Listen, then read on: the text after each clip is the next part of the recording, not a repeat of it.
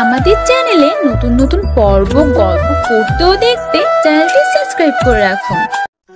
কলেজের গেট দিয়ে ভিতরে প্রবেশ করছিলাম, ঠিক এমন সময় কোথা থেকে একটা মেয়ে এসে আমার সাথে ধাক্কা খেলো আর পড়ে গেল।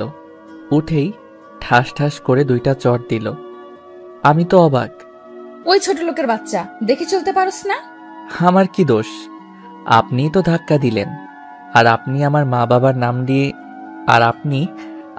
বাবার নাম নিয়ে কথা বলবেন না। ঠাস ঠাস, তোর সাহস কি করে হয় আমার মুখে মুখে কথা বলার? কিছু বললাম না। মেয়েটা আরো কিছু কথা বলে চলে গেল। আমি এসব অপমান হজম করে ভিতরে গেলাম।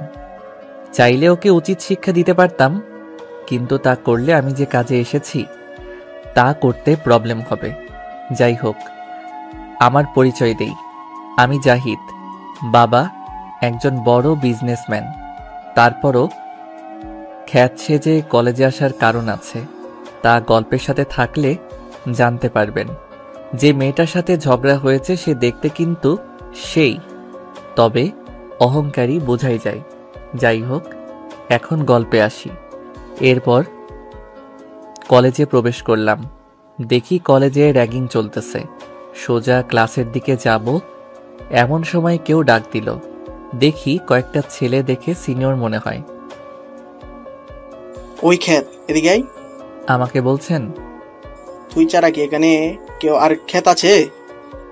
রাগ উঠলেও কিছু বললাম না। জি ভাইয়া বলুন। তুই কি এই কলেজে নতুন? জি ভাইয়া, আজকেই নতুন আসছি। এটা ওই মেয়েটাকে দিয়াই। কেন? আমি পারবো না বলেই চলে আসতে লাগলাম। ছেলেটা এসেই আমার কলার ধরে ফেলল। মাথায় রক্ত উঠে গেল। তারপরও শান্ত গলায় বললাম, কলার ছাড়েন। ছাড়বো না, কি করবি? এখন কিছুই করব না, সময় হলেই দেখতে পাবেন। কলার ছাড়িয়ে চলে আসলাম ক্লাসে। আমাকে র্যাগিং করতে আসছে।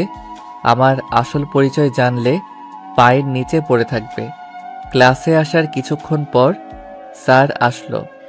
গুড মর্নিং স্টুডেন্ট, কেমন আছো সবাই? ভালো আছি স্যার, আপনি কেমন আছেন? ভালো। এই ছেলে, তুমি কে? এই ক্লাসে কি করো? স্যার, আমি এই ক্লাসে নতুন ভর্তি হয়েছি। ও, তাহলে এসব কি পড়ে আসছো? দেখতে তো ফকিরের মতো লাগে। হঠাৎ করে একটা মেয়ে বলল, পুরাই খ্যাত স্যার, এসব ছোট লোককে কারা জানি ভর্তি করায়। কলেজের মান সম্মান বলে কিছু থাকলো না। ঠিক বলেছ নীলা, এই বস। তার মানে মেয়েটার নাম নীলা। বাহ, নামটাও তো সুন্দর, কিন্তু ব্যবহার এরকম কেন? এরপর ক্লাস শেষ করে বাহির হওয়ার সময় মেয়েটা মানে নীলা খ্যাত ছোট লোক বলে অপমান করে গেল। কিছু বললাম না, যে কাজে এসেছি তা সফল করতে হবে, এসব নিয়ে মাথা ঘামালে চলবে না। এরপর ফ্ল্যাটে এসে খেয়ে একজনের সাথে কিছু কাজের কথা বললাম। কি কাজ তা পরে জানবেন। এরপর বাড়িতে ফোন দিলাম। হ্যালো আম্মু, কেমন আছো? ভালো আছি, তুই কেমন আছিস বাবা? আমি আলহামদুলিল্লাহ ভালো আছি। আব্বু, মাইশা, জিসান কেমন আছে? তারা সবাই অনেক ভালো আছে। তোকে ছাড়া বাড়িটা কেমন খালি খালি লাগে। তাড়াতাড়ি চলে আয় বাবা। কাজ শেষ হলে চলে আসবো, তোমরা চিন্তা করো না। এভাবে কিছুক্ষণ কথা বলে কেটে দিলাম। আর দিলাম এক ঘুম। সকালে ঘুম থেকে উঠে নাস্তা আর কলেজে গেলাম। নাস্তা করে কলেজে গেলাম। পরদিন কলেজে ঢুকতেই কে যেন পিছন থেকে ডাক দিল। পিছনে তাকিয়ে দেখি নীলা, সাথে তার ফ্রেন্ডরাও আছে। ওই ছোট লোক, এইদিকে আয়। বলুন, কেন ডেকেছেন? কেন, তোকে কি ডাকাও যাবে না? আসলে তা নয়, কোনো না কোনো কারণে তো ডেকেছেন, তাই জিজ্ঞেস করলাম। কোনো কারণে ডাকি নাই। আচ্ছা, তোর নাম কি? আমার নাম জাহিদ। বাড়ি কোথায় আর পরিবারে কে কে আছে? আমি আপনাকে এসব বলতে বাধ্য নই। তার চেয়ে বড় কথা, আমি অপরিচিত কাউকে আমার পরিবার বা আমার সম্পর্কে বেশি কিছু বলি না। সবাই ভালো থাকবেন বলেই চলে আসলাম। এদিকে নীলা ও নীলার বান্ধবীরা। নীলার বান্ধবী? দেখছিস ছোট লোকটার কি ভাব, এভাবে কিছু না বলেই চলে গেল। কি রে নীলা, তুই কি ভাবছিস? ভাবতেছি জাহিদকে তোদের দুলাভাই বানালে কেমন হয়। কি বলতেছিস সেসব? এই ছোট লোকটাকে আমাদের দুলাভাই বানাবে মানে? আসলে ওকে আমার মনে ধরেছে, মানে ওকে ভালোবেসে ফেলেছি। কি রে, কি বলছিস? ওর মতন ছোট লোককে তুই ভালোবাসছিস? দেখে তো মনে হয় টাকা পয়সা কিছুই নেই। তাতে কি হয়েছে? আমার বাবার কি কম আছে নাকি? আব্বুর যা আছে সবই তো আমারই। ওকে, তুই যা ভালো মনে করছস, চল এখন ক্লাবে যাই। চল। এরপর নীলারা ক্লাসে আসলো। স্যারও এসে ক্লাস করাতে লাগলো। দেখলাম নীলা কেমন করে আমার দিকে তাকিয়ে থাকে। আমি এসব পাত্তা না দিয়ে ক্লাস করতে লাগলাম। ক্লাস শেষে বাসায় আসলাম। একজনকে ফোন দিলাম, তোকে যে ডিটেলসের কথা বলেছি তা পেয়েছিস? ওকে পাঠিয়ে দে, তাহলে আজকে রাতে একটু করতে পারবো। রাতে একটা মিশনে বের হলাম। মিশনটা শেষ করে আসতে আসতে রাত 1টা বেজে গেছে। বাসায় এসে ঘুমিয়ে পড়লাম। সকালে ঘুম থেকে উঠে যথারীতি কলেজে গেলাম। গিয়ে বন্ধুদের সাথে কথা বলছি। ও আপনাদের তো বলাই হয়নি, আমার 2জন বন্ধু হয়েছে। নাম সিয়াম ও রনি। আসলে খ্যাত বলে কেউ ফ্রেন্ড তো দূরের কথা, দেখতেই পারে না, এমনকি অনেক স্যার ম্যাডামও। তবে এই 2জন আলাদা। ওদের মন অনেক ভালো। অনেক কথা বলে ফেললাম, এবার গল্পে ফিরা যাক। ওদের সাথে গল্প করছি এমন সময় আমি, আচ্ছা ওই মেয়েটা কে রে? আরে ও হচ্ছে নীলা, আমাদের সাথে পড়ে। এটা আমিও জানি, অন্য কিছু বল। ও হচ্ছে বড় লোকের একমাত্র মেয়ে। শুনেছি অনেক রাগী ও জিদি।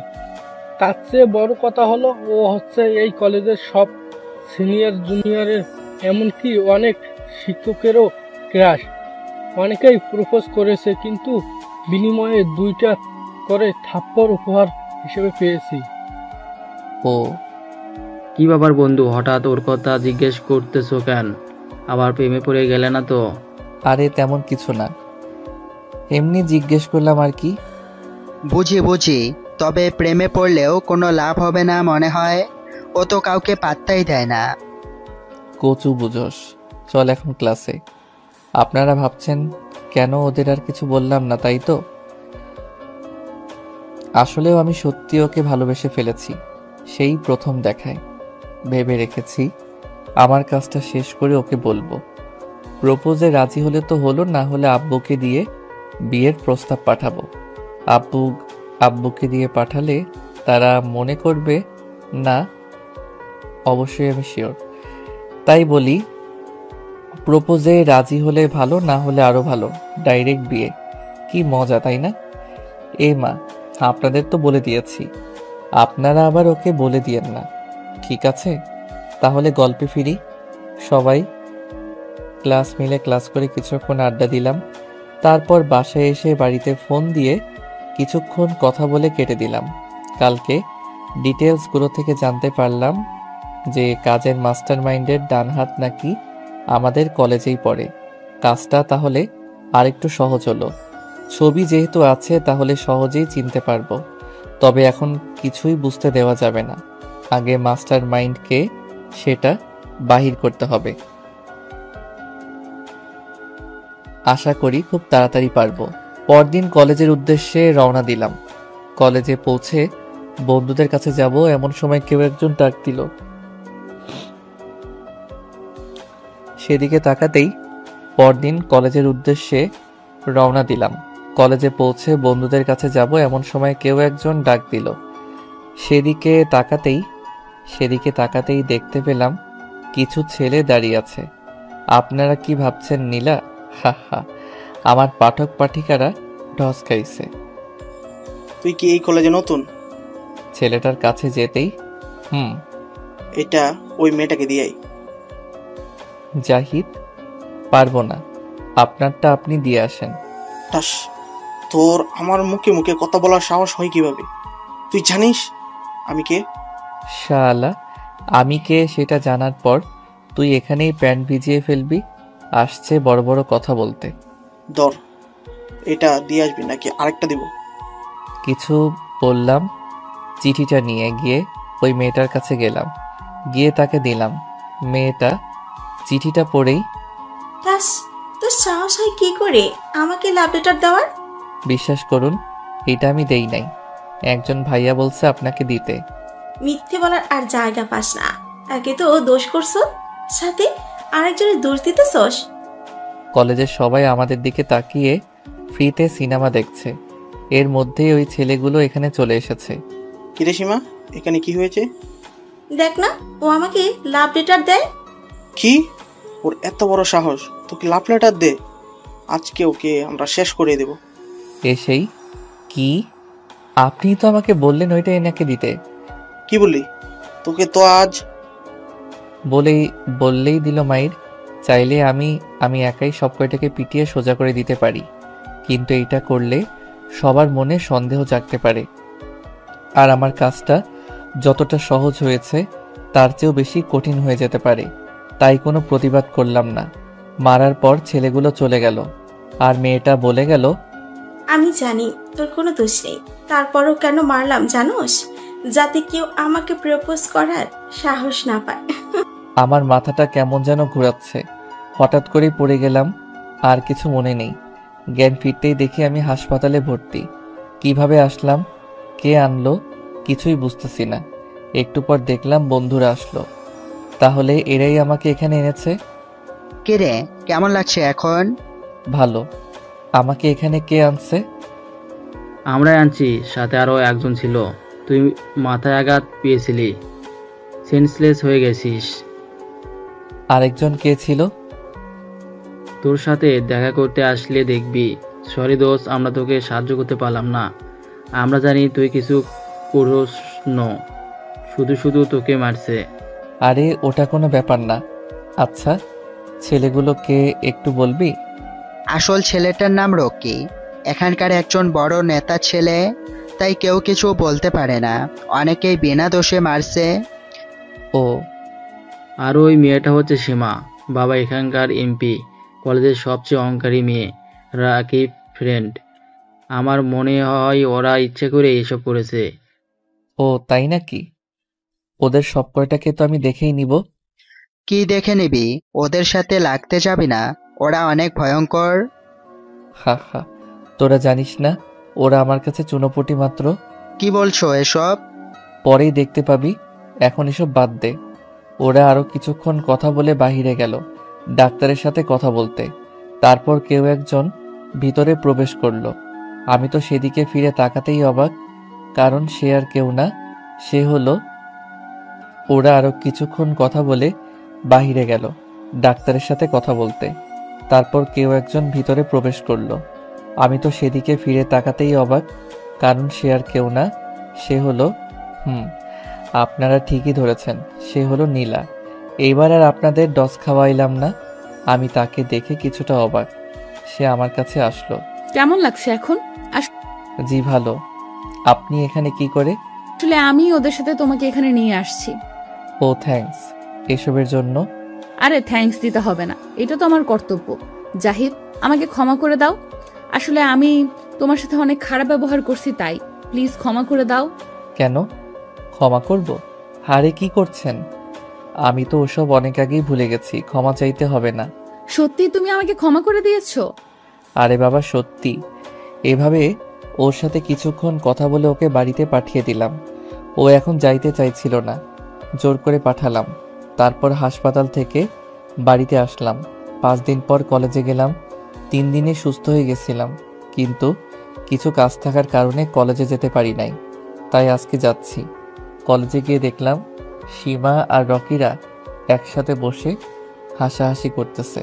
তার মানে সিয়াম রনি যা বলছে তা সত্যি। ওদের তো আমি কোনোদিনও ছাড়বো না। বিনা কারণে ছাত্রছাত্রীদের হেনস্থা করে ওরা, এর ফল ওদের ভোগ করতেই হবে। আর ওদিকে পাত্তা না দিয়ে বন্ধুদের কাছে গেলাম, গিয়ে দেখি ওরা গল্প করতেছে। কিরে, কি খবর তোদের? আমাদের তো ভালোই। তুই পুরোপুরি সুস্থ তো? আমি পুরোপুরি সুস্থ। ওদের সাথে গল্প করতেছি এমন সময় নীলা আসলো। জাহিদ, কি খবর তোমার? ভালো। তোমার? আমি তো ভালোই। তোমার শরীর ঠিক আছে তো? হুম। আমি কি তোমাদের সাথে এখানে বসতে পারি? এখানে বসার কি আছে? আপনি আপনার ফ্রেন্ডদের সাথে আড্ডা দিন। কেন, আমরা কি বন্ধু না?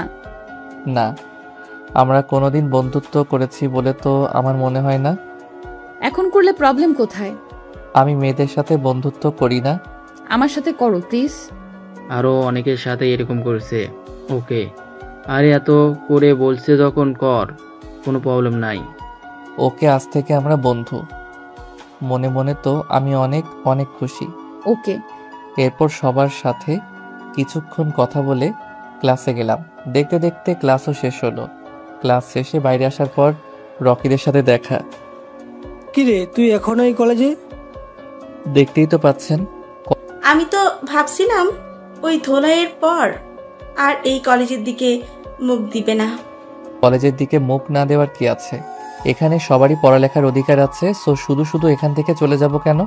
বাবা, তোর তো দেখি সাহস বেড়েছে অনেক, মুখে মুখে কথা বলছো। আপনার কথা শেষ তো, এখন আমি বাই বলেই চলে আসলাম আর পিছনে ফিরে তাকালাম না। বাসায় এসে খাওয়া দাওয়া করলাম। রাতের বেলায় আমার গোপন কাজে গেলাম। কাজ শেষ করে আসতে আসতে অনেক রাত হয়ে গেছে। পরদিন কলেজ গেট দিয়ে তাড়াহুড়ো করে ঢোকার সময় কারোর সাথে ধাক্কা খেলাম। ফলস্বরূপ সে মাটিতে পড়ে গেল। আমি তার দিকে তাকাতেই অবাক, এটা তো সীমা। আল্লাহই জানে আজকে আবার কি করে। অপমান তো করবো, এটা শিওর। এসব ভাবতেছি ঠিক তখনই গালে কিছু ব্যথা অনুভব করলাম। তাকিয়ে দেখি সীমা আমার দিকে অগ্নি দৃষ্টিতে তাকিয়ে আছে, যেন গিলে ফেলবে। ওই ছোট লোক তোর সাহস কি করে হয় আমাকে ধাক্কা দেওয়ার? আসলে সরি, আমি তাড়াতাড়ি করতে গিয়ে দেখতে পাইনি, তাই ধাক্কাটা লেগে গেছে। তোর সরি ধুয়ে তুই পানি খা। দেখুন, আমি সরি বলছি, আমি বলেই চলে আসতে লাগলাম। তখন সীমা বলল, কি রে, তোকে সীমা থাপ্পড় মারলো কেন? আমাকে দেখে নিবে। আমি তার দিকে তাকিয়ে একটা মুচকি হাসি দিয়ে চলে আসলাম। আসতেই নীলার সাথে দেখা। কি রে, তোকে সীমা থাপ্পড় মারলো কেন? আমি বলেই চলে আসতে লাগলাম। তখন সীমা বলল, আমাকে দেখে নিবে। আমি তার দিকে তাকিয়ে একটা মুচকি হাসি দিয়ে চলে আসলাম। আসতেই নীলার সাথে দেখা। আরে আসার সময় ধাক্কা লেগে গেছে, সরি বললাম, তারপরও শুনলো না। তুই কিছু বললি না যে? এখন বলবো না, সময় হলেই বলবো। মানে? এত মানে বুঝে কাজ নেই, চলো ক্লাসে যাব, এমনিতেই লেট হয়ে গেছে। ওকে। তারপর ক্লাসে গেলাম। দেখতে পেলাম হারামি দুইটা বসে রয়েছে। আমি যেতেই, তোর আজকে এত দেরি কেন? আরে ধুর আর বলিস না, এমনিতেই আজ দেরি হয়ে গেছিল। সাথে কলেজে ঢোকার সময় আরেক ঝামেলা, অসহ্য লাগে এসব। কি হয়েছে রে? সীমার সাথে কলেজে ঢোকার সময় ধাক্কা খাইলাম, তারপরই গালের উপর দিয়ে ঝড় বয়ে গেল। বুঝতে পেরেছি। আমি একটা জিনিস বুঝতে পারতেছি না, ওরা তোর সাথে একটু বেশি করতেছে কেন? ওরাই ভালো জানে। আচ্ছা বাদ দে এসব, স্যার আসছে, ক্লাস কর। ক্লাস করে বাইরে আসতেই নীলার ডাক। জাহিদ। বল, কি বলবি? এখন কি বাসায় চলে যাবি? কেন রে? আসলে আমার না ভালো লাগছে না এখন বাসায় যেতে। চল না একটু ঘুরে আসি। আরে ঘুরতে যাবি তা আমার সাথে কেন? তোর বান্ধবীদের সাথে যা। আরে চল না প্লিজ, তোর সাথে যেতে মন চাইতেছে, চল না। আচ্ছা চল। আসলে আমারও মন চাইতেছে ঘুরতে যেতে, কিন্তু সময় পাই না। আজকে যখন পেলাম তখন আর না করলাম না। আবার প্রিয় মানুষটির সাথে বলে কথা, এই সুযোগটা তো আর মিস করতে পারি না। এরপর নীলার সাথে কলেজের বাহিরে আসলাম। কিভাবে যাবি? একটা রিক্সা ডাক, রিক্সায় যাব। একটা রিক্সাতে দুজন? প্রবলেম কোথায়? আসলে আগে কোনো মেয়ের সাথে রিক্সায় উঠিনি তো, তাই। ওই বেশি কথা না বলে রিক্সা ডাক। তারপর রিক্সা ডেকে দুজনে রিক্সায় উঠলাম। আমার কেমন জানি অস্বস্তি লাগছে। আগে কখনো কারোর সাথে রিক্সায় উঠিনি তো, তাই মনে হয়, তাই একটু চেপে বসছি। এই ওইদিকে চেপে বসছত কেন? পড়ে যাবি তো। না, আমি ঠিক আছি, কিছু হবে না। কচু ঠিক আছো, এদিকে আয়। বলেই হাত ধরে এক টানে ওর কাছে নিয়ে গেল। ওর সাথে টাচ লাগাতে গায়ের মধ্যে দিয়ে যেন 1000 ভোল্টের কারেন্ট বইতে লাগলো। আবার কেমন জানি ভালো লাগা কাজ করলো। হয়তোবা কাছের মানুষটির ছোঁয়া লাগার কারণেই আমি কোনো কথা না বলে চুপ করে আছি। এমন সময় নীলা বলল, কি হলো, কোনো কথা বলস না কেন? কি বলবো? কোনো কথা নাই বুঝি? কোনো কথাই তো খুঁজে পাচ্ছি না। আচ্ছা জাহিদ, আমাকে তোর কেমন লাগে? কি বলবো? কেমন লাগবে? ফ্রেন্ড হিসেবে ভালোই। প্রথমে যখন তোকে দেখছিলাম তখন ভেবেছিলাম তুই অনেক অহংকারী। পরে তোর সাথে মিশার পর বুঝতে পারলাম তোর মনটা অনেক ভালো। তোকে তো আমার সেই প্রথম দিনই খুব ভালো লেগেছে, তাই তো ভেবে নিয়েছি তোকে আমার জীবনসঙ্গী বানাবো। আগে আমি একটু অহংকারী ছিলাম, কিন্তু এখন ভালো হয়ে গেছি। আমি বুঝতে পেরেছি এসব অহংকার করে কোনো লাভ নেই, নিজেদেরই ক্ষতি হয়। ভালো। তা হঠাৎ এই প্রশ্ন কেন? এমনি। তারপর দুজনে কিছুক্ষণ চুপ। হঠাৎ নীলা বলল, আচ্ছা তুই কি কাউকে ভালোবাসিস বা পছন্দ করিস? সত্যি বলতে আমি একজনকে খুব ভালোবাসি, কিন্তু এখনো তাকে সেইটা বলি নাই। সময় হলে বলবো। এইটা শোনার পর নীলার হাসি মুখটা কেমন জানি কালো হয়ে গেল। ও আচ্ছা, তার পরিচয়টা কি জানতে পারি? ও, সময় হলেই জানতে পারবি। আর কোনো কথা হলো না। আমরা চলে আসলাম একটা পার্কে। তারপর রিক্সার ভাড়া মিটিয়ে দিয়ে পার্কে ঢুকলাম। সেখানে দুজনে অনেকক্ষণ ঘোরাঘুরি করালাম।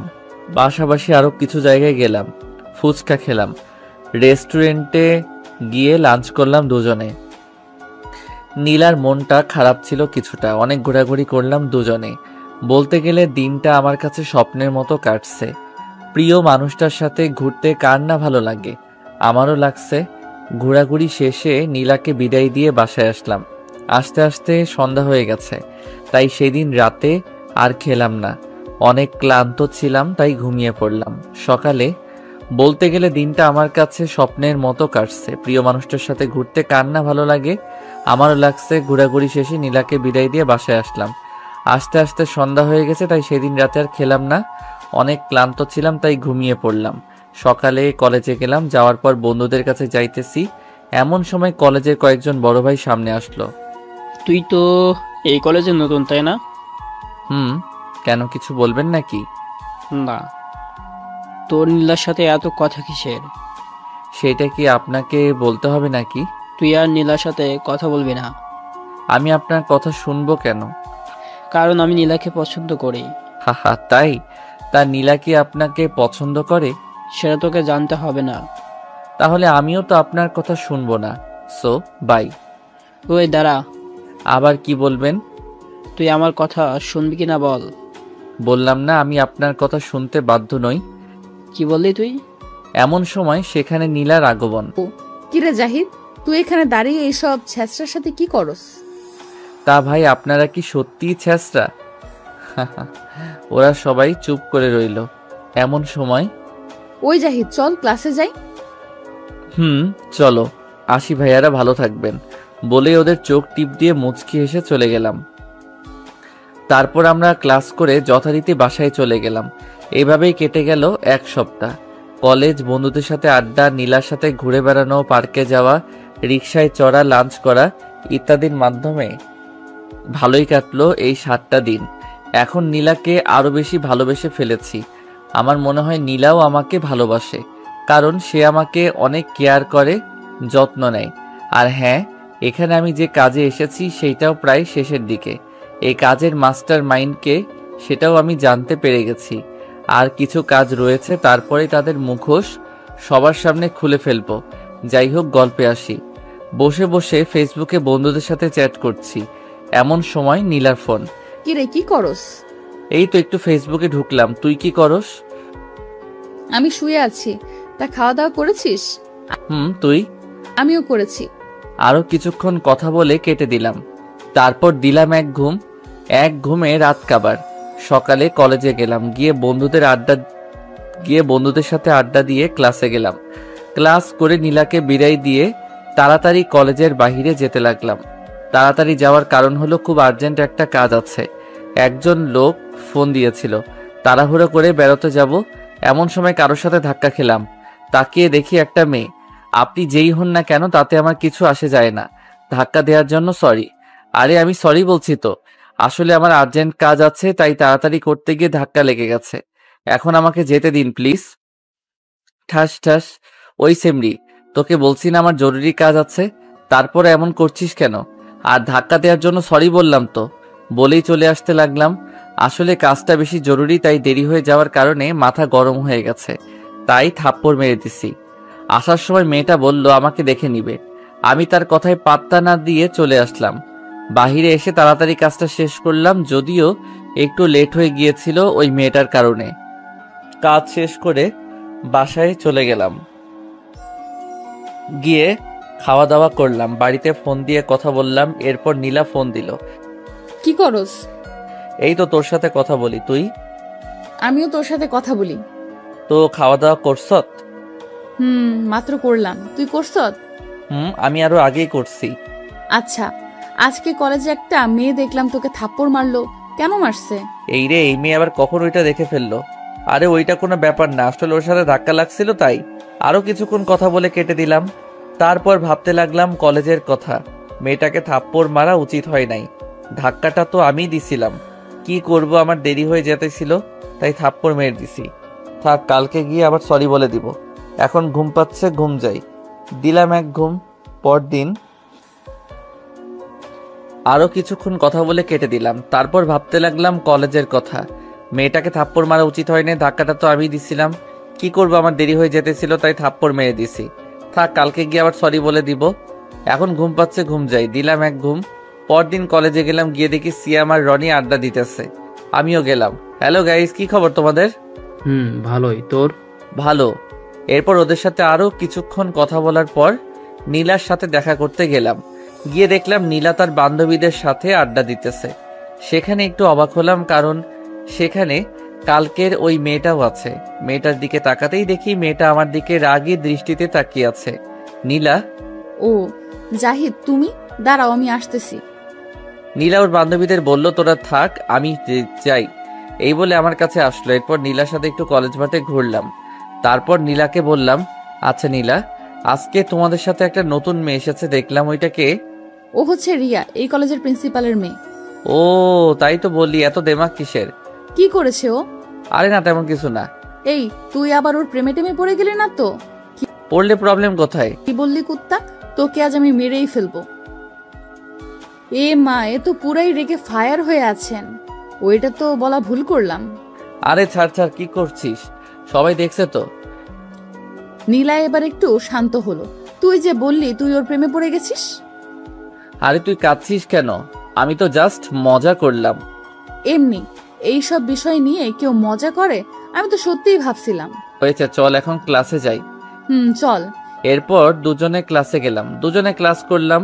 আমি হাফ টাইমের সময় বাহিরে হাঁটছিলাম, এমন সময় রিয়া সামনে এলো। ওই ছোট লোক, তুই কালকে আমাকে মারছিলি, মনে আছে? কিন্তু ওইটার জন্য দুঃখিত। কালকে আমার অনেক তাড়া ছিল, কিন্তু উনি আমাকে দেরি করে দিচ্ছিলেন, তাই রাগ উঠে গেছিল, তাই থাপ্পড় মারছি। আর আমি তো আপনাকে ইচ্ছে করে ধাক্কা দেই নাই। আমি তো ওসব শুনতে চাইনি। আমার গায়ে হাত তোলার শাস্তি তো তোকে পেতেই হবে। কি করবেন? আমার জুতোটা মুছে দে। হোয়াট? জুতোটা মুছে দে, নইলে টিসি দিয়ে কলেজ থেকে বের করে দেব। তারপরও দিব না। তুই আমার মুখের ওপর কথা বলিস? দে জুতোটা মুছে। আমি পারবো না। তুই পারবি না মানে? তোর বাপও পারবে। ঠাস ঠাস। আমাকে যা বলার বলছত, আমার বাবা মায়ের নাম নিয়ে কিছু বলবি না, যা এখান থেকে। তোকে আমি ছাড়বো না। বলেই চলে গেল। জানি না কি করবে। আমি ভাবতেছি কোন জায়গায় আসলাম। এক একটা মেয়ের অহংকারে পা মাটিতেই পড়ে না। আমি আসি আজকে, বিপদ এতদিন ছিল সীমা, এখন আসছে রিয়া। কি যে করি ভাবতে ভাবতে দেখি নীলা আমার সামনে আসলো। কিরে, এখানে দাঁড়িয়ে কি ভাবতেছিস? কিছু না, চলো। এর মাঝে একজন এসে বলল আমাকে নাকি প্রিন্সিপাল ডাকছে। বুঝতে বাকি রইল না রিয়া কিছু বলছে। আমি তাকে আসছি বলে প্রিন্সিপালের রুমের দিকে যেতে লাগলাম। নীলা বলল আমিও যাব তোর সঙ্গে। আমি মানা করলাম, তারপর আমার সাথে গেল। রুমে প্রবেশ করতে দেখলাম রিয়া বসে আছে। রিয়া কান্না করছে, গালে দাগ লেগে আছে। আমার একটু একটু ভয় করছে, কি করব বুঝতে পারছি না। ভয়ে ভয়ে প্রিন্সিপালের সামনে গেলাম। জাহিদ, তুমি রিয়াকে অপমান করেছো কেন? আবার তাকে থাপ্পড় মেরেছো? আমি কালকে তাড়াতাড়ি যাওয়ার সময় ওর সাথে ধাক্কা লাগে, সরি বলার পরও অপমান করে, তাই থাপ্পড় মারছি। আজকে অপমান করছে, থাপ্পড় মারছে, তাই আমিও মারছি। আব্বু সব মিথ্যে বলে আমার কান্নার আওয়াজ বাড়িয়ে দিল। তোমার সাহস কি করে হয় আমার মেয়ের গায়ে হাত তোলার, ওকে অপমান করার? এখনই তোমাকে আমি টিসি দিচ্ছি। নীলা কিছু বলতে চেয়েছিল, আমি মানা করে দিলাম ইশারায়। আমাকে টিসি দিবেন, তাও আপনার মেয়েকে থাপ্পড় মারার জন্য? How funny. ওই, তোর সাহস কি করে হয় এভাবে কথা বলার? একে তো আমার মেয়েকে অপমান করছো, আবার এখন আমার সাথে উঁচা গলায় কথা বলতাছস। দেখুন স্যার, আমি বলতেছি না আপনি আপনার মেয়ের গায়ে হাত তোলার জন্য কাউকে টিসি দিতে পারেন না। ওই চুপ কর। তোকে কি তোর বাবা মা শিক্ষা দেয় নাই, নাকি তোর বাবা মা নির্লজ্জের মতো এসব শিক্ষা দিছে? তোর বাবা মা মনে হয় তোর মতো চোদ। আর কিছু বলার আগে আমি তার কলার চেপে ধরে দাঁড় করিয়ে দিলাম। আসলে আমার মা বাবার সম্পর্কে কেউ কিছু বললে আমার মাথা ঠিক থাকে না, কাউকে সহজে ছাড় দেই না, হোক সে বড় আর ছোট। তাই এসব বলা মাথায় রক্ত উঠে গেছে, কোনো কিছু না করেও অপমানিত হচ্ছি। তোর সাহস কি করে হয় আমার মা বাবাকে নিয়ে কথা বলার? তাদের সম্পর্কে আর একটা বাজে কথা বললে এখানে মেরে পুঁতে ফেলবো, কেউ কিচ্ছু করতে পারবে না। আমার সম্পর্কে যাই বলছত, কিন্তু মা বাবার সম্পর্কে কিছু বলবি না। কোনো কিছু সম্পূর্ণ না শুনে বিচার করার মানে কি? তোর মেয়ে কি না কি বলছে তা দেখে কাউকে টিসি দিবি? মামার বাড়ির আবদার নাকি? রাগের মাথায় তুই করে সব বলে ফেললাম। আর তোকে বলছিলাম আমি ইচ্ছা করে ধাক্কা দেই নাই। তারপরও বিষয়টা এতদূর নেওয়ার মানে কি? আপনাদের কাছে কি অন্যদের মানুষ মনে হয় না? সবার সাথে ভালো ব্যবহার করতে শিখুন। একবার ভেবে দেখেন তো, আপনারা যদি ওদের জায়গায় থাকতেন। বলেই বাইরে চলে আসলাম। রাগে আমার মাথা ফেটে যাওয়ার অবস্থা। এরা নিজেদের কি মনে করে? আমার পিছন পিছন নীলাও আসলো। আমার এই ব্যবহার দেখে সবাই অবাক প্লাস ভয় পাইছে, দেখেই বুঝছি। তারপর আমার এই ব্যবহার দেখে সবাই অবাক প্লাস ভয় পাইছে, দেখেই বুঝছি। তারপর আমি বাইরে চলে আসার পর দেখি নীলা আমার দিকে অবাক দৃষ্টিতে তাকিয়ে আছে। এই নীলা, কি হলো? এইভাবে তাকিয়ে আছো কেন? ওইভাবে তাকিয়ে আছো কেন? চুপ করে তাকিয়ে আছে। তুমি কি সত্যি সেই জাহিদ যাকে অনেক অপমান করার পরও কিছু বলে নাই? কেন, সন্দেহ লাগছে নাকি? সেটা তো অবশ্যই। এত অপমান সহ্য করা ছেলেটা প্রিন্সিপালের সামনে এমন হলো কিভাবে? সেখানে তো উল্টো ভয় পাওয়ার কথা। কিন্তু আমার বাবা মা নিয়ে কথা বললে আমি কাউকে ছাড় দেই না। ও, তোর বাবা মাকে?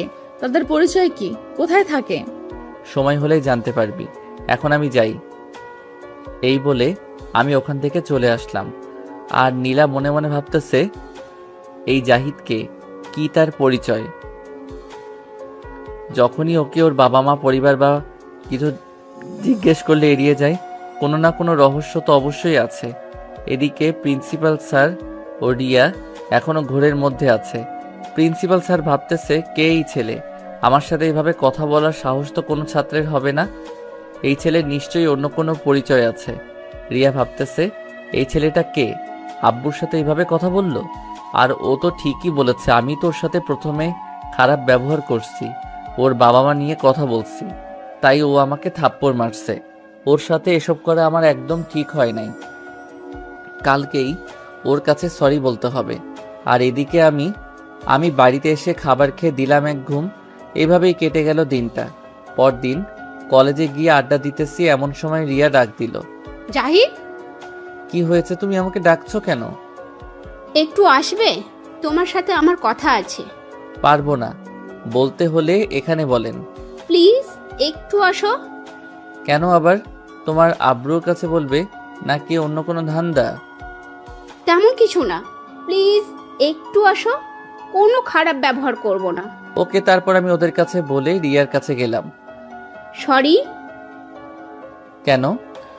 এতদিন তোমার সাথে মিসবিহেভ করার জন্য। আসলে তুমি থাপ্পড় মেরেছো, তাই আমার রাগ উঠে গেছিল। It's okay. আর কিছু বলার থাকলে তাড়াতাড়ি বলেন, না হলে আমি যাই। আমরা তো একসাথে পড়ি, তাহলে আজ থেকে আমরা ফ্রেন্ড। সরি। কেন? কারণ আমি মেয়েদের সাথে বন্ধুত্ব করি না। শুধু আমার সাথে করো প্লিজ। তাছাড়া তুমি তো নীলার সাথেও বন্ধুত্ব করেছিলে। নীলার সাথে বন্ধুত্ব করার অন্য একটা কারণ আছে। কি কারণ? সেইটা এখন বলা যাবে না। আমি তোমার বন্ধু হলে কোনো সমস্যা হবে না, আর খারাপ ব্যবহারও করব না, প্লিজ। ওকে, তবে বন্ধুর থেকে বেশি কিছু না। ওকে। এরপর রিয়াকে নিয়ে বন্ধুদের কাছে গেলাম, ওদের সাথে পরিচয় করিয়ে দিলাম। আর এসব দেখে নীলা তো রেগে আগুন হয়ে গেছে। ওকে দেখেই বোঝা যাচ্ছে সবার সাথে থাকায় কিছু বলতে পারতেছে না। আমি ওকে আর কিছু না বলে সবার সাথে গল্প করতে বসলাম। আড্ডা দেওয়া শেষে সবাই ক্লাসে যাব এমন সময়, ওই তোরা যা, আমি আর ও পরে আসতেছি। ওরা সবাই চলে গেল। তারপর ওই তুই রিয়ার সাথে বন্ধুত্ব করলি কেন? কি করব, ও অনেক করে বলছে। ও বললেই করতে হবে নাকি? আরে করলে প্রবলেম কোথায়? আর অনেক সমস্যা। বাদ দে, বন্ধুত্বই তো করছি, প্রেম আর করি নাই। বললি হারামি। ওই স্যার এইভাবে কেউ কারো কলার ধরে নাকি? আমি ধরি। আরে তুই রেগে যাচ্ছিস কেন? তুই কিছু বুঝিস না? কি বুঝবো? থাক, আর বুঝে কাজ নেই, চল ক্লাসে। চল। তারপর আমরা দুজনে ক্লাসে গেলাম। ক্লাস করে কলেজ শেষে বাসায় আসলাম। এসে খাওয়া দাওয়া করে বিকেলে একটু বের হলাম। আর 2-3 দিন পরই এই শহর ছেড়ে চলে যাব। তারপর বাসায় আসলাম। রাতে আম্মুর কাছে ফোন দিলাম। আসসালামু আলাইকুম আম্মু। ওয়ালাইকুম আসসালাম। কেমন আছিস তুই? আম্মু আমি ভালো আছি, তুমি? আমিও ভালো আছি। বাড়ির সবাই কেমন আছে? সবাই আলহামদুলিল্লাহ ভালো আছে। তোকে ছাড়া বাড়িটা কেমন খালি খালি লাগে। চিন্তা করো না, আমি আসতেছি। তা কবে আসবি বাবা? পরশু আসতে পারি, আমার কাজ প্রায় শেষ। তা বৌমাকে এখন নিয়ে আসবি নাকি? না আম্মু, আমি বাড়ি আসার পর তোমাদের বলছি। আরো কিছুক্ষণ কথা বলে শুয়ে পড়লাম। সকালে ঘুম থেকে উঠে রেডি হয়ে কলেজে গেলাম। তারপর আরো কিছুক্ষণ কথা বলে শুয়ে পড়লাম। সকালে ঘুম থেকে উঠে রেডি হয়ে কলেজে গেলাম। তারপর দিন কলেজে গেলাম। আজকেই আমার আসল কাজ। কলেজে গিয়ে দেখি রকি ও তার বন্ধুরা একটা মেয়ের সাথে বাজে আচরণ করছে। কেউ কিছু বলছে না। আমি তো ভাবছি, বাহ, ভালোই সুযোগ পেলাম, আজকেই এর ফয়সালা করব। রকির সাথে দেখলাম সীমাও আছে। আমি মনে মনে ভাবছি, সে একটা মেয়ে হয়ে অন্য মেয়ের সাথে বাজে আচরণ করার সঙ্গ দিচ্ছে। হায় রে মানুষ, তারা যখনই মেয়েটার ওড়না ধরতে যাবে তখনই আমি হাতটা ধরে ফেলি। আমাকে দেখে তো ওরা পুরাই রেগে রয়েছে। ওই তোর সাহস হয় কিভাবে আমার কাজে বাধা দেওয়ার? ওনার সাথে খারাপ ব্যবহার করতেছেন কেন? তোকে বলতে হবে নাকি? তুই এখানে এসে কথা বলার সাহস পেলি কিভাবে? সেটা পরে বুঝবি, আগে ওনাকে যেতে দে। আমি মেয়েটাকে যেতে বললাম আর মেয়েটা চলে গেল। তোকে এতদিন এত কথা বলার পরেও তুই আমার সামনে আসছিস? আজ তোকে আমি শেষ করে ফেলবো। সেইটা একটু পরে দেখা যাবে কে কাকে শেষ করে। কি বললি? কলার ছাড়। ছাড়বো না, কি করবি কর তুই। কলার ছাড় না হলে ভালো হবে না কিন্তু। তুই আবার আমার সাথে জোর গলায় কথা বলিস? শেষবারের মতো বলছি, কলার ছাড়। ছাড়বো না, তুই কি করবি? আমি ওর পেট বরাবর দিলাম এক ঘুষি। ও একটু দূরে গিয়ে পড়ল। এতক্ষণে কলেজের সবাই, এমনকি টিচাররাও মাঠে চলে এসেছে। সবাই দাঁড়িয়ে দাঁড়িয়ে এসব দেখছে আর অবাকও হচ্ছে, কারণ রকির গায়ে হাত তোলার সাহস এই কলেজের কারো নাই। রকি আমার দিকে রাগী দৃষ্টিতে তাকিয়ে আছে, আর আমি তার দিকে তাকিয়ে একটা মুচকি হাসি দিলাম। তারপর তার বন্ধুরা আমাকে মারতে আসছিল। আরে আরে তোরা করছিস? ওরা সবাই থেমে যায়। তোরা আমাকে পরে মারতে আসিস, তার আগে আমি তোদের সাথে হিসাব নিকাশ করি, কারণ তোদের সাথে আমার কিছু হিসাব নিকাশ আছে। আমি রকির কাছে গেলাম, গিয়ে ওর মুখটা উপর দিকে উঠিয়ে মুখ বরাবর কয়েকটা ঘুষি দিলাম। এতে তার নাক বেয়ে রক্ত পড়তে লাগলো। তখন, ওই তুই আমার গায়ে হাত তোলার সাহস পেয়েছিস কিভাবে? এই সাহস আমার অনেক আগে থেকেই আছে। ওই তুই আমার গায়ে হাত তোলার সাহস পেয়েছিস কিভাবে? আমার বাবা জানতে পারলে তোকে পুলিশে দিবে। সারা জীবনও জেল থেকে ছাড়া পাবি না। সারা জীবন জেলে বসে মশা মারবি। ও তাই? চিন্তা করিস না, একটু সবাই এখানেই আসবে। আচ্ছা, এখন বল তোদের বসের নাম কি? কিসের বস? কে বস? হা হা, মনে পড়ছে না? কিসের একটু পরে বুঝতে পারবি। আগে একটা কাজ করি। এই বলে আমার বন্দুকটা বের করে রকি ও তার বন্ধুদের পায়ে একটা করে গুলি করে দিলাম। সব কয়টা বসে রয়েছে। এর মধ্যেই সীমা অনেকটা দূরে গিয়ে দাঁড়িয়ে রয়েছে। আর সকালে আমার দিকে অবাক দৃষ্টিতে তাকিয়ে রয়েছে। বিশেষ করে নীলা ও আমার বন্ধুরা কেউ ভয়ে কিছু বলতে পারতেছে না। কিরে অবাক হচ্ছিস কেন? তোদের পায়ে গুলি করলাম, ওরা শুধু আমার দিকে তাকিয়ে আছে। কুত্তার বাচ্চা, আজকে তোকে কেউ বাঁচাতে পারবে না। তুই আমার পায়ে গুলি করেছিস, তুই জানিস না আমি কে। কুল মিস্টার রকি কুল। শুধু আপনার পরিচয় না, আপনার পুরো গোষ্ঠীর বায়োডাটা আছে আমার কাছে। আর আপনাকে গুলি করেছি কেন? যেন আপনি পালাতে না পারেন। আমার আবার এসব দৌড়ঝাঁপ ভালো লাগে না, তাই আগেই ব্যবস্থা করে রাখলাম। এদিকে গুলি খেয়ে ওদের অবস্থা কাহিল। ওরা সহ সবাই ভাবতেছে ছেলেটার কাছে বন্দুক আসলো কোথা থেকে। কি রে অবাক হচ্ছিস? আমার কাছে বন্দুক আসলো কোথা থেকে? সব কয়টা শুধু তাকিয়ে আছে, কিছু বলছে না। আরে সব জানতে পারবি, কিন্তু আফসোস সেটা জানার পর আর কেউ বেঁচে থাকবি না। তারপর রকির কাছে গেলাম। কিরে বলবি তোদের বসকে? না।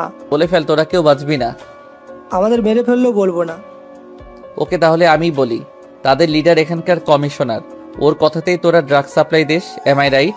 রকি তো পুরাই অবাক আর ভাবতেছে কেউ কি করে এসব জানে। তখন দেখলাম কলেজে 4-5টা গাড়ি সাথে পুলিশের গাড়ি প্রবেশ করেছে। বুঝতে বাকি রইল না কারা আসছে। এরা আর কেউ না, এরা হলো। তখন দেখলাম কলেজে 4-5টা গাড়ির সাথে পুলিশের গাড়ি প্রবেশ করেছে। বুঝতে বাকি রইল না কারা আসছে। এরা আর কেউ না, এরা হলো রকির আব্বু আর পুলিশ। রকির আব্বু আমার কাছে এসেই বলল, এই ছেলে কে তুই?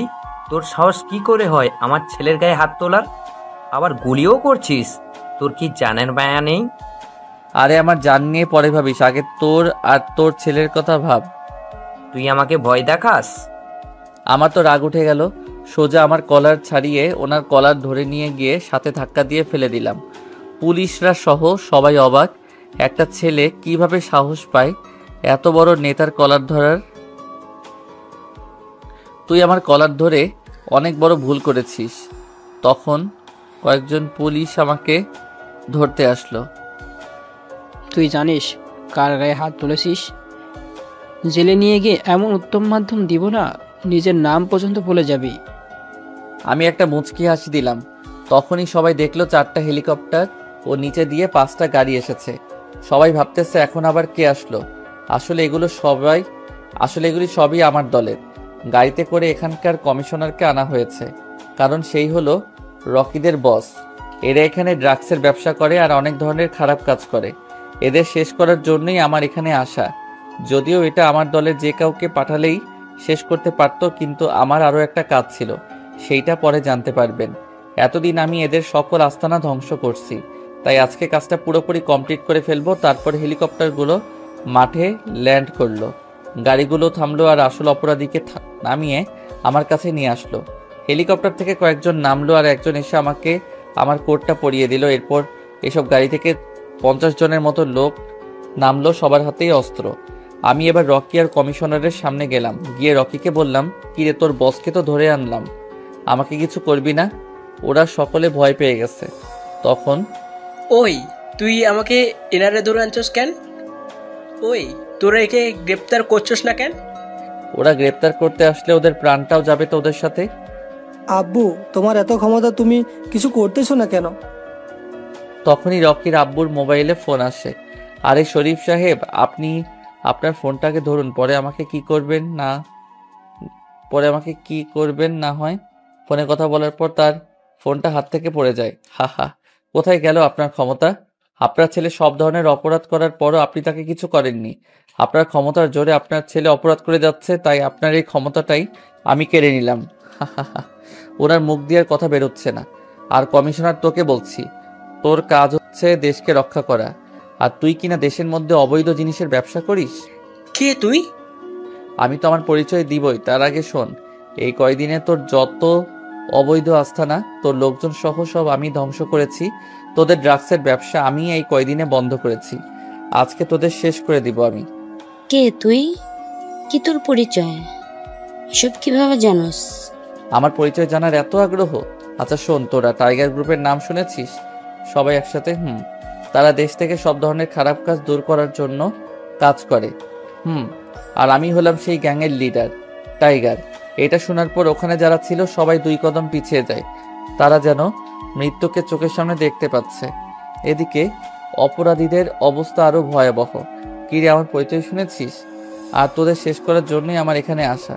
এবার তোদের উপরে যাওয়ার পালা। বলেই সব কয়টাকে উপরে পাঠিয়ে দিলাম। আর আমার লোকদের বললাম এদের লাশগুলো পরিষ্কার করতে। তারপর সকলকে উদ্দেশ্য করে বললাম, আপনারা কেউ ভয় পাবেন না, আমি অপরাধ ছাড়া কাউকে কিছুই করি না। আমার এই কলেজে আসার মূল উদ্দেশ্য ছিল এদের শেষ করা। তা আমি করেও ফেলছি। এখন আমি এখান থেকে চলে যাব। আর একটা কথা, আজকের এই ঘটনা যেন বাইরের কেউ না জানে, মাইন্ড ইট। বলেই সেখান থেকে হেলিকপ্টারে করে চলে আসলাম। কারোর সাথে কোনো কথা বললাম না। পরদিন কলেজে গেলাম। এটাই শেষ যাওয়া। গিয়ে হারামিদের কাছে গেলাম। আজকে কলেজের সবাই কেমন করে তাকাচ্ছে, কারণ একে তো কালকের ঘটনা, আবার আজকে আমার গেটআপ পুরো হিরোর মতো। ওদের কাছে গিয়ে দেখলাম সব কয়টা একসাথে আড্ডা দিতেছে। কি রে, কি করো তোমরা? ভাই আপনি এখানে? ওই কে রে, কার ভাই? আপনি আমাদের ভাই। কত বড় মানুষ আপনি। কোনো ভাইটাই নেই, আমি তোদের বন্ধু ছিলাম আর থাকবো। হয়েছে, তোকে কিন্তু আজকে হিরোদের মতো লাগছে। যে যে দেখবে সেই ক্রাশ খাবে। হয়েছে, আর পাম দিতে হবে না। আর শোন, আমি আজকে চলে যাব। কয়েকদিন পর আবার আসবো তোদের সাথে দেখা করতে।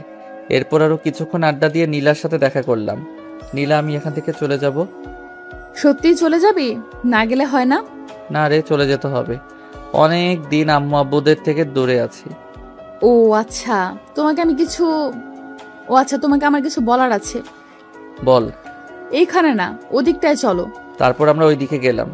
আসলে কিভাবে যে বলি। কি বলবি, বলে ফেল। জানি না তুই কিভাবে নিবি। আসলে আমি তোকে ভালোবেসে ফেলেছি Zahid. I love you so much Zahid, please আমাকে ফিরিয়ে দিস না। সরি নীলা, আমি তোকে ভালোবাসতে পারবো না। তুই দেখতে অনেক সুন্দর, যে কোনো ছেলে দেখলেই তোকে পছন্দ করে ফেলবে। কিন্তু আমি তোকে শুধু বন্ধু ভেবেছি। আর আমি আজকে ফিরে যাচ্ছি। বলেই সেখান থেকে চলে আসলাম। আর নীলা কাঁদতেছে। আপনারা ভাবছেন আমি তোকে ভালোবাসি, তাহলে কেন এমন করলাম? কারণ ওকে সারপ্রাইজ দেবো তাই। ওর মুখ থেকে যেটা শোনা সেটা আমি শুনে ফেলছি। তাই এখন আব্বুকে বলে ওর সাথে বিয়েটা ফাইনাল করে ফেলবো। আর বাসর ঘরে সারপ্রাইজটা দেব। আপনারা আবার ওকে বলে দিয়েন না কিন্তু। ও যখন কাঁদছিল তখন ইচ্ছে করছিল গিয়ে জড়িয়ে ধরে বলি, আমিও তোমায় ভালোবাসি নীলা। এরপর আমি চলে গেলাম আমার আসল বাড়িতে। গিয়ে দরজায় নক করলাম। আম্মু দরজা খুলে আমাকে জড়িয়ে ধরে কেঁদে দিল। অনেক দিন পর দেখা হয়েছে। এরপর, আরে কাঁদছো কেন? আমি চলে আসছি না? বাবা, তা কেমন আছিস? ভালো, তুমি? আমিও। তুই তো শুকিয়ে গেছিস। কি যে বলো না, আমি একদম ঠিক আছি। আব্বু আর মাইশা কই? আজকে ওরা কোথাও যায় নাই, ওদের রুমেই আছে। তারপর মাইশার রুমে গেলাম। পিছন থেকে ওর চোখ দুটো ধরলাম। এই কে? বলো তো কে? ভাইয়া তুই? বলেই পিছন ফিরে আমাকে জড়িয়ে ধরলো। কতদিন পর তোকে দেখলাম, তোকে ছাড়া একটুও ভালো লাগে না। হয়েছে, এখন আমি চলে এসেছি। ধর ওগুলো, ধর এগুলো। থ্যাঙ্কস ভাইয়া। এরপর আব্বুর কাছে গেলাম। আব্বু কেমন আছো? ভালোই আছি, তুই কেমন আছোস? ভালো। তারপর আব্বুকে নীলার সাথে বিয়ে ঠিক করার কথা বললাম। নীলার কথা আগেই বলেছি। আব্বু বলল তাড়াতাড়ি ডেট ঠিক করে ফেলবে। আপনাদের তো বলাই হয়নি বিয়ের কথা। নীলার আব্বুর সাথে আগেই বলে ফেলছে, শুধু ডেট ফিক্সড করা বাকি। নীলা জানে না কার সাথে বিয়ে হচ্ছে। এভাবেই কিছুদিন কেটে গেল। এর সবার সাথে ফোনে কথা হলেও নীলার সাথে বলি নাই। বিয়ের ডেটও ঠিক হয়ে গেছে, তাড়াতাড়ি হবে বিয়েটা। এর মধ্যেই আমি আবার ঢাকা গেলাম কিছুদিনের জন্য। হঠাৎ রনির ফোন। কিরে, কেমন আছোস? ভালো, তোরা? আমরা সবাই ভালো আছি। তুই কেমন, কোথায়? আমি তো ঢাকাতেই আছি। কালকে? আমরা সবাই ভালো আছি। তুই এখন কোথায়? তাহলে আজকে আমাদের সাথে মিট কর। নীলা সবাইকে যেতে বলেছে। ওকে ঠিকানা দে। তারপর ও সব টেক্সট করে পাঠালো। আমি জানি নীলা কেন ডেকেছে। বিকালে সেখানে গেলাম, দেখি সবাই আসছে। আমাকে দেখে সবাই অবাকই হয়েছে। সবার সাথে কুশল বিনিময় করলাম। তা নীলা, সবাইকে কেন আসতে বলছো? কেন, আমি দেখতে অসুন্দর? এই ধর। কি এগুলো? আমার বিয়ের কার্ড। আগামী তারিখে আমার বিয়ে। কি, তুই না জাহিদকে ভালোবাসিস? ও তো আমাকে ভালোবাসে না, তাই বিয়েটা করেই নিচ্ছি। তোরা সবাই আগেই চলে আসবি। আমার দিকে তাকিয়ে দাঁতের দাঁত চেপে কথাটা বলল সে। আমি শুধু একটু মুচকি হাসলাম। তারপর সে চলে গেল। তার নাকি কাজ আছে। জাহিদ মেয়েটি সত্যি তোকে অনেক ভালোবাসে। তোর ওপর জিদ করেই ও বিয়েটা করছে। আমিও তোকে ভালোবাসি। তাহলে এসব কি? কার্ডটা খুলেই দেখো। ও তাহলে এই ব্যাপার? নীলা জানে না। জিদের বসে কার্ডটাও খুলে দেখে নিও। এখন টিট দিতে হবে মামা। ওকে চলো। তারপর ওদের ট্রিট দিয়ে চলে আসলাম। এভাবে বিয়ের তারিখ ঘনিয়ে আসলো। আজ গায়ে হলুদ। বাসায় অনেক কষ্টে ম্যানেজ করে বন্ধুদের সাথে নীলাদের বাসায় গেলাম। নীলার সাথে দেখা করলাম। ও আমার দিকে করুণ দৃষ্টিতে তাকিয়েছিল। তারপর সবাই ওর গায়ে হলুদ দিল, আমিও একটু দিলাম। যাই হোক, হবু বউ বলে কথা। হলুদের শেষে একটা পিচ্চি এসে নীলা নাকি আমাকে ছাদে ডাকছে। কিরে, কেমন আছিস? খুব ভালো। তুই? দেখতেই তো পাচ্ছিস। তুই কি আমায় সত্যিই ভালোবাসিস না? কাল তোর বিয়ে, এখন এসব কথা বাদ দে। বিশ্বাস কর জাহিদ, আমি তোকে অনেক ভালোবাসি। চল না আমরা পালিয়ে যাই। এসব সম্ভব না। কাল তোর বিয়ে, তুই বিয়ে করে নে। তোর জন্য ভালো কিছুই অপেক্ষা করছে। এই বলে চলে আসতে লাগলাম। আমি অনেক নিজেকে শেষ করে ফেলবো। তুই কি সত্যি আনাকে ভালোবাসিস? অনেক। তাহলে তুই নিজের কোনো ক্ষতি করবি না। এই তোর ভালোবাসার কসম।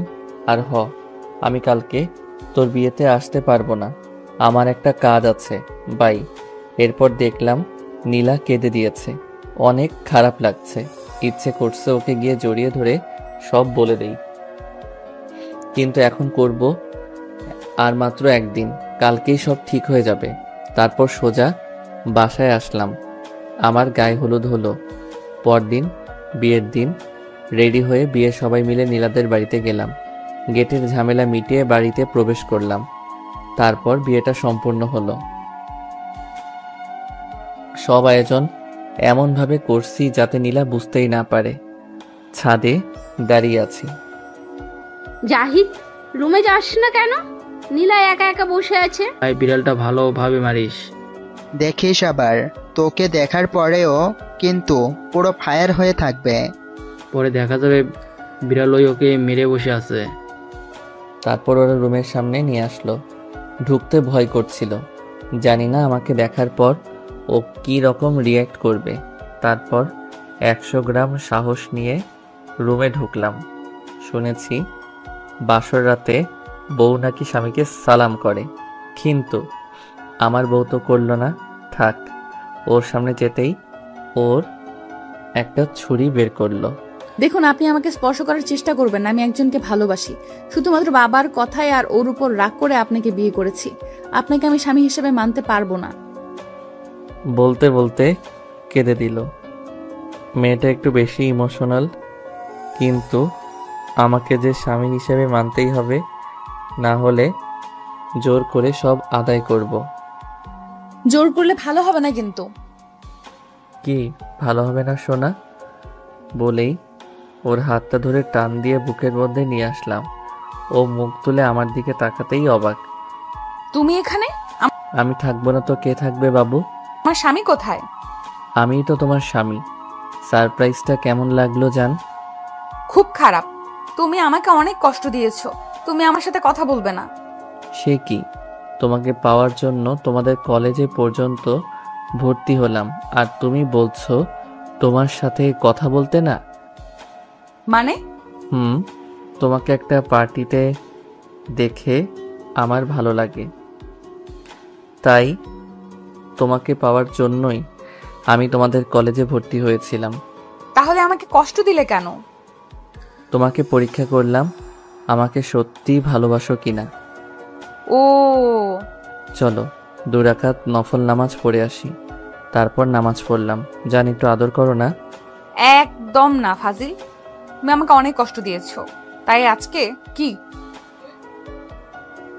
একদম না ফাজিল, তুমি আমাকে অনেক কষ্ট দিয়েছো, তাই আজকে তুমি আমাকে টাচ করতে পারবে না। তা তো হবে না সোনা। বলে ওকে কোলে তুলে নিলাম, তারপর খাটে শুইয়ে দিলাম, তারপর ওর ঠোঁটের দিকে এগোতে লাগলাম। আমি দেওয়ার আগেই ওই আমার ঠোঁটের সাথে ওর ঠোঁট মিলিয়ে দিল। তারপর আর জানি না, কারণ আমি এখনো বিয়েই করি নাই। আপনারা জানতে চাইলে বিয়ে করে নেন।